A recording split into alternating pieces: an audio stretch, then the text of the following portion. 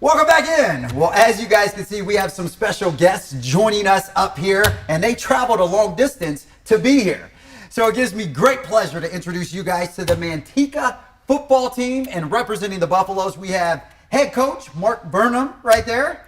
And then also to the left of me are seniors Elijah Cota and Blake Nicholson. And as you can see, they're quite taller and a lot more buffer than I am. So thank you guys so much for being here on this Sunday night. How you guys feeling? Good. Thanks for having us. Feeling good. I bet you are feeling good. Let's talk about how good you guys have been this year. You guys have obviously clinched the #1 seed for the Division II Sac Joaquin section playoffs. You just came off a bye week here. Before we get into the next week or so, let's talk about just the makeup of this team this year. You guys have been absolutely dominating opponents throughout the whole season. What do you attribute the success of this season to thus far? You know, a lot has to do with the seniors and the talent that we brought back from last year's championship team. They kind of know what it takes to play at a top level. They know what the expectations are, and they've done a great job, you know, these two in particular, of kind of passing that down to the younger kids coming up. So it's been a great mix of experienced, you know, older veterans that know how to win and know what it takes to be a Buffalo. And they've really done a good job of leading the young troops. And, you know, they've really gelled together, and here we are. Did you guys feel a pressure or an expectation, especially on both of your shoulders as seniors, coming off of the success of last season, to almost one-up yourselves? No, I didn't feel like any pressure or anything. I mean, I knew we were going to deliver and just do good out there. So it was kind of just like motivation, if anything. Now, you know, it's funny you say that. Blake and Elijah, we were both just watching highlights of you guys in our sports office before coming out here, and just seeing the incredible things you guys have been able to do on the field. Just to kind of piggyback off Matt's question, do you feel like there's a target on your backs or an expectation that you guys have to keep up throughout the rest of the playoffs here? Well, I mean, there's definitely a target on us, especially being the #1 seed. So a lot of teams are going to come gunning for us, but we just got to keep playing our game and keep delivering.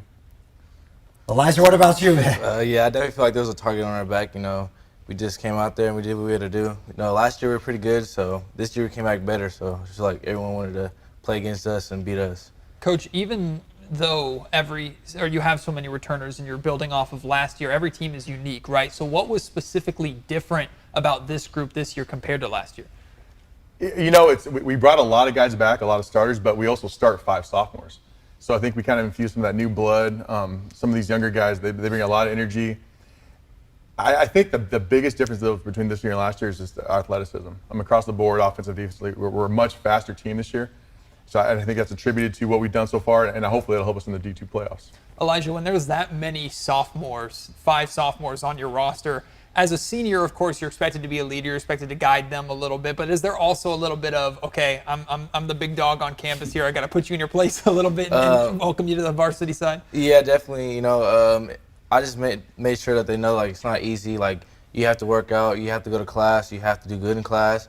You know, like, football is not easy, so you're going to have to do it no matter what. I mean, and just give your 100% on everything you do. Do you guys feel a certain level of swag or confidence walking around high school now, just with all the accolades that's coming your way? Well, I feel like I definitely do. But, I mean, with me, I'm kind of just like a chill person. I don't really, like, try and be cocky or anything. I mean, I'm kind of just walking around campus like just a normal person, so. Good deal. Elijah? I mean, a little bit. I mean, you know, on Fridays when we're wearing our jersey, people come up to us and just be like, oh, yeah, like, you know, just have a good game, go win, beat them by a lot. So, yeah, I mean, a little bit. We get a lot of attention towards us. I always am curious with this approach from coaches because you want to be professional, right? When you're in those big moments and you're having those big wins or just major highlight plays, you want to keep a straight face. A lot of coaches tend to do that. But how much on the inside, or how much do you want to kind of let some of that out when you see young men that you've helped grow and develop, not just as players, but as men over the course, have those successful moments, have those moments that they'll remember for the rest of their careers or the rest of their lives? How much do you want to let that out versus how much you have to keep it in? Yeah, I probably don't do the best job of keeping it in. You know, I'm out there celebrating with them just as much as anybody. Good for you. I think what makes these two special and this whole group special is that they just love playing football. They just love the game. They play with joy. They play with passion, and that translates to the performance. So I'm out there, probably shouldn't be, but I'm out there jumping around with them, and you know, we enjoy every moment of it. And like I said, you know, I hope we have a few more. You guys, same thing. When you run for 600 yards in a game and you run for 6 touchdowns. I mean, how much do you guys try to keep your composure when you're literally just dominating another team? I feel like I don't really like get that excited, to be honest. Like I'm kind of just like that's what I'm supposed to do is just go out there and make plays. So I kind of try and keep it professional. Honestly, I try to make big plays. I would want to, hit like a little NFL celebration, but I don't want to get yelled at for causing any penalties. So I just compose myself and just sit on the sideline and just soak it in, I guess. So when the celebrations are happening, we'll just pan over to Coach. Exactly. Don't believe a word they're saying. Yeah, exactly. Or just celebrate. You know what? At least you'll get a good highlight for us on TV. Who cares if they give you the penalties? We'll take care of that.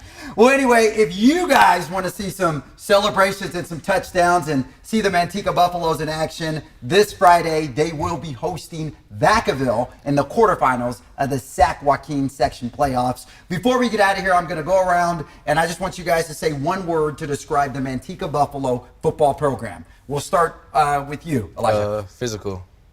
I'll say hardworking. Tradition. I love it. Physical, hardworking, tradition.